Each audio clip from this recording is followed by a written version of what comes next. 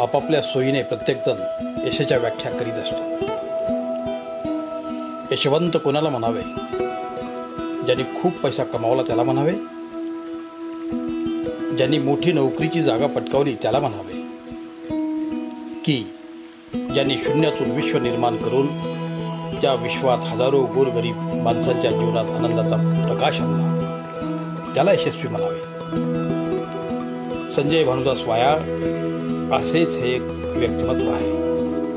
राष्ट्रमाता जिजाऊंच्या जन्मभूमीत ज्यांनी जन्म घेतला, त्याच भूमीतल्या जिजाऊंच्या हजारो लेकींना त्यांनी हाताला काम लावले.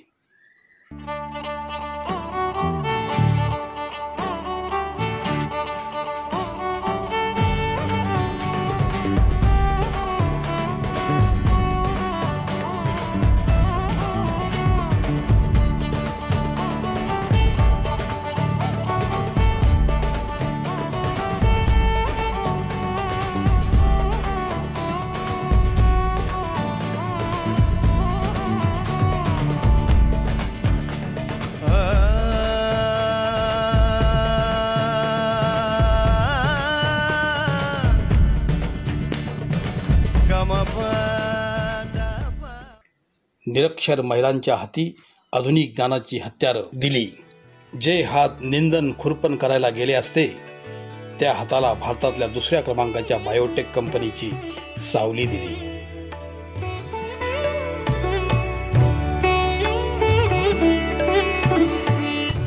संजय वायाळ यांनी लहानपणी पाहिलेलं स्वप्न साक्षात उतरलं आणि ते जणू सांगू लागलं, माये मावल्यांनो, आया बायांनो, तुमच्या प्रयत्नांना मिळू दे यशाची सोनेरी किनार, लक्ष लक्ष दिव्यांनी उजळू दे तुमचा संसार. संजय वायाळ यांचा परिचय फार मोठा आहे. उद्योगाची झेप गगनाला भिडणारी आहे. तो पूर्ण इतिहास 10 मिनिटात सांगणं शक्यच नाही. त्यामुळं काही महत्त्वाच्या टप्प्याची येथे ओळख करून देण्याचा प्रयत्न केला आहे.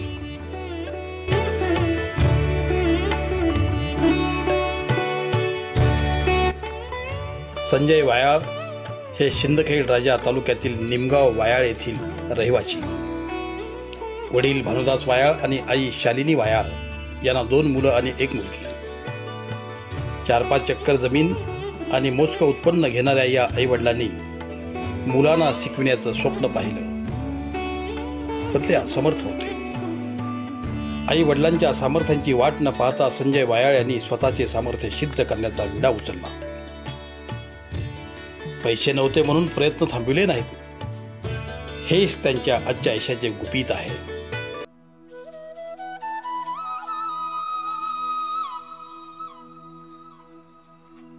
झेडपीच्या शाळेत शिक्षण घेतलं. पैसे नव्हते म्हणून 12वीला कॉलेज करता आलं नाही. 11वी विज्ञान शाखेत करून 1 वर्षाच्या गॅपनंतर 12वी मात्र आर्टमध्ये करावी लागली. त्यानंतर देवगिरी कॉलेजमधून इंग्रजी लिटरेचरमध्ये BA केलं. का तर अमेरिकेत जाण्यासाठी इंग्रजी बोलावं लागतं असं कोणीतरी सांगितलं होतं म्हणून.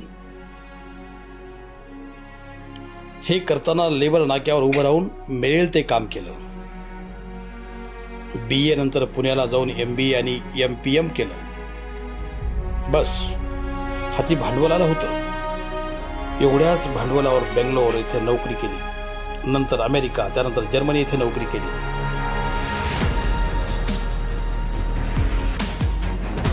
या काळात जवळपास अर्ध जग मोटरसायकलवर फिरून घेतलं.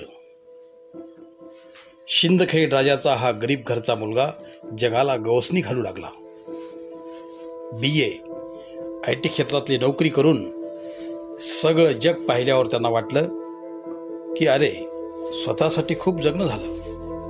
आता देशासाठी, समाजासाठी, महिलांसाठी काहीतरी केलं पाहिजे. मग यासाठी सर्वात चांगलं क्षेत्र कोणतं? तर तेच जे माझ्या जन्मभूमीतल्या लोकांना रोजगार देऊ शकेल. या ध्येयातून साकारलं बायोटेक क्षेत्रातलं एक भव्य दिव्य स्वप्न, ईश्वेत प्रायव्हेट लिमिटेड. 25 एकर माळरान विकत घेतलं आणि प्रचंड मोठा धोका पत्करून त्यांनी माळरानावर स्वप्न पेरलं. आज त्या स्वप्नभूमीत 3000 महिला काम करतात.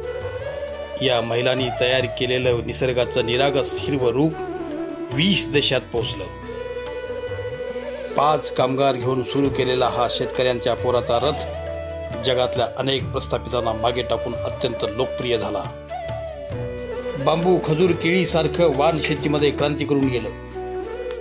सिंदखेड राजाच्या या माळरानाने आधुनिक, अत्यंत प्रगत अशा तंत्रज्ञानाने युक्त असा शेतीवरचा कारखाना बांधला.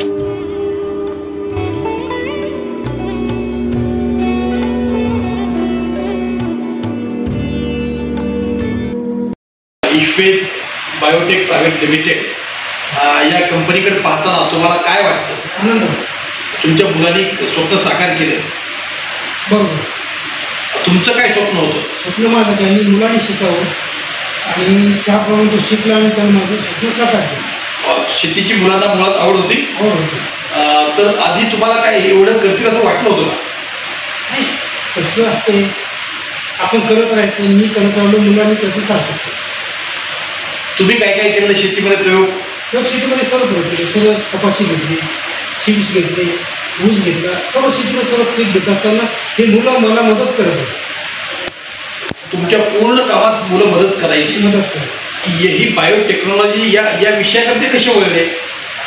ते कसे, मोठ्या मुलाचा सर्व शेतीमध्ये आधी शेतकरी आम्ही काम करत असताना मुलंसुद्धा आमच्यासोबत काम करायची आणि स्वतःचं ध्येय की जेव्हा आपण शेतकऱ्याची मुले, आई वडील अल्प उदाहरणाचे आहेत, आपण शेतकऱ्याचं काहीतरी देणं लागतो या उद्देशाने त्यांनी चांगल्या प्रकारचा जॉब सोडून या व्यवसायाकडे होते. काहीतरी आपल्याच्यानं शेतकऱ्याचं भलं झालं पाहिजे हा मनामध्ये उद्देश ठेवून त्यांनी कार्य सुरू केलं. बाहेर देशात असताना आल्यानंतर सुद्धा शेतीत मदत करायची. हा शेतात नको तो थोडा अनुभव सांगा. हां, आता आम्ही शेती करत असताना, मुलं शिकायला असताना ज्यावेळेस सुट्टीवर आले तेव्हा त्यांनीसुद्धा आमच्या प्रत्येक कामामध्ये त्यांनी मदत केली. निंदण असो, शेतीचं कोणतंही काम असो, शेतामध्ये पिकाला पाणी द्यायचं काम असो, काय असो, त्यांनी सर्व आम्हाला करून.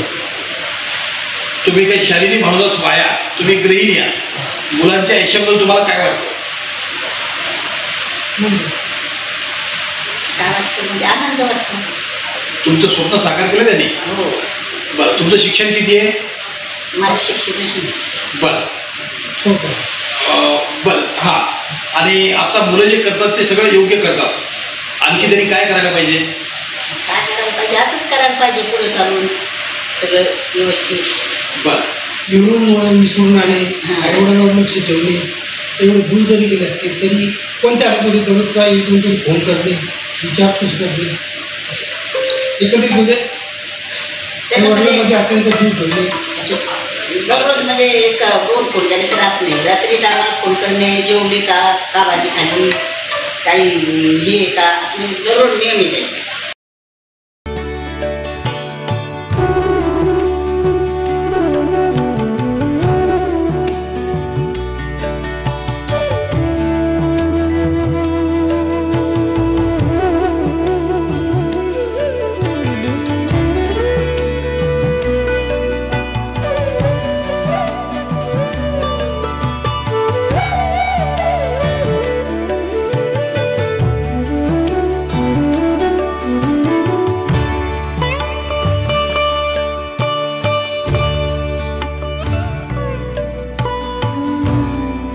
खजूर का बहुत पोटेंशियल है इंडिया में, इसलिए कि जैसा कि आप लोगों को पता होगा कि इंडिया जो है दुनिया का सबसे ज़्यादा खजूर इंपोर्ट करने वाला कंट्री है।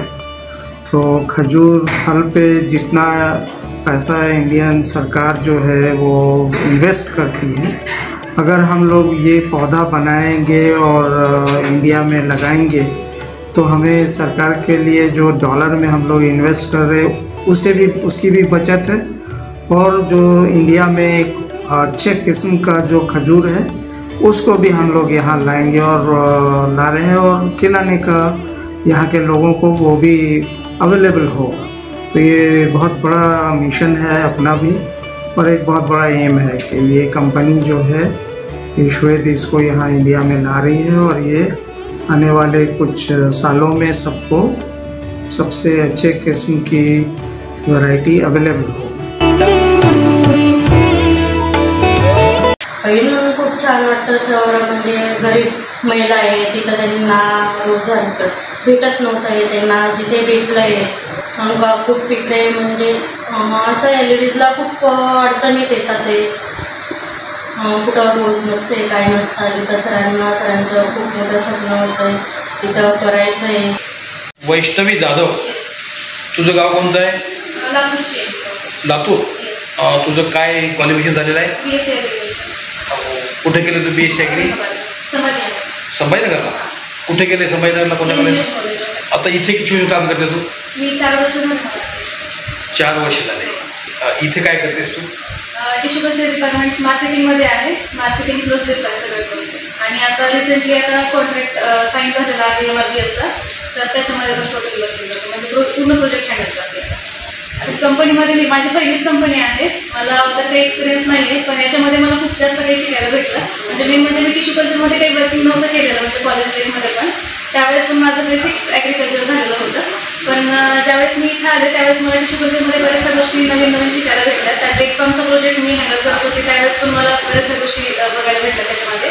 आणि आता MRGSमध्ये पण बांबूमध्ये जे वर्क करते मी त्याच्यामधून पण माझं पूर्ण म्हणजे महाराष्ट्राशी कॉन्टॅक्ट आहे. पूर्ण महाराष्ट्रामध्ये पंचायत समिती झालं, ॲग्रिकल्चर डिपार्टमेंट झालं, सोशल फॉरेस्ट डिपार्टमेंट झालं, सगळ्या म्हणजे डिपार्टमेंटसोबत मी चांगलं वर्किंगमध्ये आहे आता.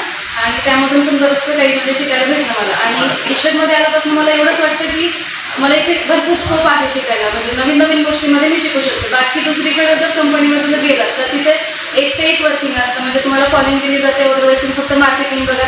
इथे तसं नाही आहे, तुम्हाला नवीन प्रोजेक्टमध्ये लिडरशिप घेता येते आणि ते हँडल करता येते. तर भरपूर काही स्कोप आहे आता इथं, म्हणजे नवीन पिढीसाठी पण आपण सांगू शकतो की इथं ते जर वर्क करत असतील तर त्यांना खूप काही नवीन गोष्टी शिकायला भेटतील. Very good. तुझं नाव? माझं नाव स्नेहल ढवळे. स्नेहल ढवळे. तू कुठून आलीस? मी बीड. तुझा अनुभव सांग. माझा अनुभव म्हणायला गेलं तर मी जवळजवळ पण 4 वर्ष झाला आहे आणि या 4 वर्षात भरपूर गोष्टी शिकायला भेटल्या. मेन म्हणजे इथलं जे वातावरण आहे फॅमिली आहे, खूप जास्त फॅमिली आहे. म्हणजे मला असं कधी वाटलं नाही की मी एका म्हणजे कंपनीमध्ये काम करते आहे आणि मला इथलं कुठलं प्रेशर आहे. आई दादा झालं त्यांच्या पण घरी राहिलेली पण आहे, यासाठी मला असं वाटतं की नाही की दुसरी मुलगी आहे किंवा ह्या सगळ्या गोष्टी. आणि सरांचा पण स्वभाव असा आहे की एक खूप मन मिळावं स्वभाव आहे की तुम्ही एम्प्लॉय आहात, त्या सगळ्या गोष्टी त्यांनी कधी जाणून दिल्या नाही आम्हाला. आणि शिकायला पण भरपूर गोष्टी भेटतात. का टिश्यू कल्चरमध्ये असेल, बाकीचे पण सीड्स आहे, बायोफर्टिलायझर्स आहेत, म्हणजे सगळ्या गोष्टी शिकायला भेटल्या. मी पण एक मार्केटिंग टीममध्ये आहे, मार्केटिंगचं काम पाहते मी पण, तर बऱ्याच गोष्टी शिकायला भेटतात इथे. मार्केट किती देशाशी तुमचं काम चालतं? एक 12 ते 13 कंट्रीजमध्ये जातात आपल्याकडं. 12 ते 13 कंट्रीजमध्ये आपले प्लांट्स जातात, बाकी परत पण जातात, भरपूर आहे. आणि तुम्हाला त्याचा अनुभव काय? फॉरेनची लँग्वेज वगैरे तुम्ही कसं काय बोलता त्याच्याशी? माझं तर डायरेक्टली कॉर्डिनेट म्हणजे मी करत नाही त्यांना, दुसरी टीम आहे ती त्यांना कॉर्डिनेट करते. तुमचं नाव काय? शिवनंदा शिंदे. गाव? पळसकड जालटा. किती दूर आहे इथून? 14 ते 15 किलोमीटर. मिस्टर काय करतात? शेती. तुमचं शिक्षण किती आहे? 10वी. इथे किती वर्षापासून काम करता? 9 वर्षापासून. या कामाबद्दल तुम्हाला स्वतःला काय वाटतं? की मला म्हणजे सांगायचं, इथलं पहिलं अगोदर काहीच माहीत नव्हतं. इथं आल्यानंतर टिश्यू कल्चर म्हणजे काय इथं आल्यानंतरच कळालं. पहिले आम्ही बनाना बांबू हे कल्चर हँडल करायचं, आता डेट पाम हँडल करतो. संजय सरांच्या स्वभावाबद्दल काही तुम्हाला सांगायचं आहे? त्यांच्या सांगण्याचा हेतू हेच आहे की त्यांना आम्हाला एक कामकाज म्हणून एक काम आमच्या हाती हे प्लॅटफॉर्मच दिलेलं आहे. तुमचं नाव? मंजुषा अनिल भोसले. इथे तुम्ही किती वर्षापासून काम करता? 9 वर्षापासून. गाव किती दूर आहे? 5 किलोमीटर. मिस्टर काय करतात? शेतकरीचे. इथे काय काम करता? इथे टिश्यू कल्चरवर काम करते सर. किती वर्षापासून? 9 वर्षापासून. आणि शिक्षण तुमचं? 10वी पास. बरं. जाण्याने कसं करता? जाण्यानं इथं ईश्वेत बायोटेकची बस आहे. एकूण किती महिला काम करतात? 60. म्हणजे याच्यामध्ये लॅबमध्ये 60 किंवा 65 महिला काम करतात. आणि एकूण आपल्या प्रोजेक्टमध्ये सगळ्या कॅम्पसमध्ये 2000 महिला. सगळ्या ग्रामीण भागातून येतात? हो, सगळ्या ग्रामीण भागातूनच येतात. बरं, तुम्हाला काय वाटतं या सगळ्या एकूण जे संजय सरांनी उभं केलेलं आहे याबद्दल तुमचं काय मत आहे? अत्यंत पहिले हालाकीची परिस्थिती होती सर, पण ईश्वर बायोटेकमध्ये आल्यापासून परिस्थितीत सुधार झाला आणि संजय सरांनी पहिले लेडीजलाच प्राधान्य दिलेलं आहे आणि गरजू आणि हालाकीच्या परिस्थितीच्याच लेडीज इथे सगळ्या कामं करतात आणि सरांनी लेडीजसाठीच पूर्ण हे केलेलं आहे. या प्रयत्नांना बंधू अक्षय, पत्नी वैशाली यांनी मोलाची साथ दिली. मोडक्या तोडक्या सायकलवरून MBA केलेल्या या जादूगाराने जगावर राज्य करायला सुरुवात केली. या त्यांच्या वाटचालीला असेच यश मिळत राहो हीच आयशीम परिवाराची हार्दिक शुभेच्छा. माझ्यासारख्या एक सर्वसामान्य शेतकरी कुटुंबातील उद्योजकाला आदर्श उद्योजक पुरस्कार म्हणून सन्मानित करण्यात येत आहे. त्याबद्दल मी खरंच ICM कॉलेजच्या मॅनेजमेंट, ट्रस्टी आणि सगळ्यांचं धन्यवाद करतो की त्यांनी माझ्या कार्याची दखल घेतली. मी एक छोटंसं रोपटं लावलेलं ईश्वर वेटनाचं जेव्हा कार्य करत असताना त्या सगळ्या कार्याची दखल घेतली आणि मला असं वाटतं की हा पुरस्कार माझ्यासाठी नसून हा सगळ्या शेतकऱ्यांचा पुरस्कार आहे, सगळ्या शेतकऱ्यांचा गौरव करण्यात येत आहे. त्यामुळं मी खरंच धन्यवाद देतो आणि इथे सगळे जमलेले या कार्यक्रमासाठी जे आलेत या सगळ्यांचं मी स्वागत करतो.